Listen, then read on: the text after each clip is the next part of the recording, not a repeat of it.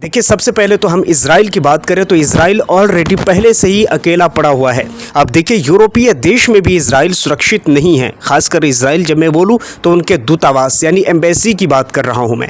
उनकी एम्बेसी तक अब सुरक्षित नहीं है, सेफ नहीं है। अभी मैं आपको बताऊं, अभी फ़िलहाल नीदरलैंड्स के अंदर में 3 ऐसे हमलावर आते हैं और लाल पेंट उसके घर के सामने, खासकर उसके दरवाजे के सामने यानी उनके दूतावास एम्बेसी के सामने लाल पेंट छिड़कते हैं और छिड़कने के बाद उसके दरवाजे पर वो हमला कर देते हैं। देखिए, ये तमाम गुस्सा इसलिए भी दिखाए जाते हैं कि पिछली वीडियो में मैंने आपको बताया था किस तरह से गाज़ा के ऊपर पूर्ण रूप से इजराइल कब्ज़ा करना चाहता है।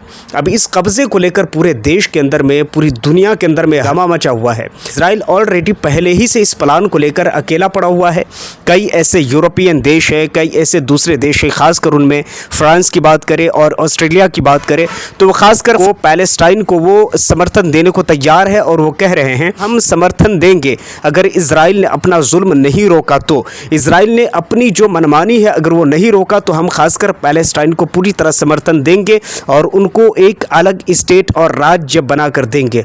अब देखिए, अगर आप सोचने की कोशिश कीजिए तो समर्थन देने का मतलब सिर्फ समर्थन नहीं होता है, बल्कि समर्थन देने का मतलब पूरी तरह से संरक्षण भी होता है, उसकी हिफाजत करना भी होता है। अब जब वो समर्थन देगा तो फिर उसको हथियार भी देगा, उसको पूरी तरह से वो तमाम चीज़ें देगा जो उस पैलेस्टाइन को प्रोटेक्ट कर सके।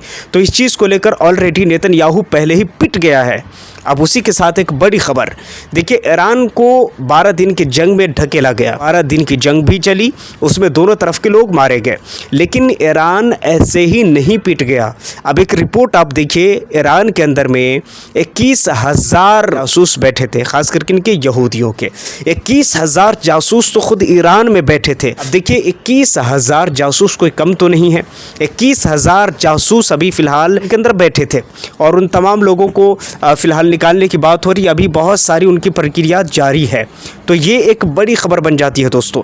उसी के साथ अगर बात करें पाकिस्तान की, पाकिस्तान के अंदर में लगातार आप देख रहे होंगे कई महीनों से एक जो लोग हैं वो किस तरह से पाकिस्तान की आर्मी को चुन चुन कर टारगेट कर रहे हैं और उनको मार रहे हैं। आज एक बहुत बड़ा धमाका हुआ और उसके बारे में दावा किया जाता है कि ये BLA की तरफ से हुआ।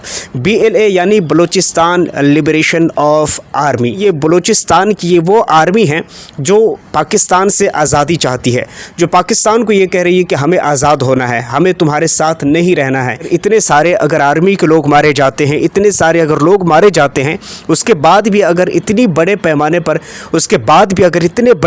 पर अगर कार्रवाई नहीं होती है तो इसका मतलब ये है कि कहीं ना कहीं वो सरकार या तो दबाव में है या कहीं ना कहीं उनके दिमाग में कुछ तो ऐसा है कि जो उसे रोकती है उसके ऊपर एक बड़े कार्रवाई करने। रिपोर्ट आएगी खुलकर, उस चीज़ पर तो हम बाद में बात करेंगे, लेकिन ये इस वक्त की बड़ी खबर। उसी के साथ अब एक और बड़ी खबर की बात कर लेते हैं।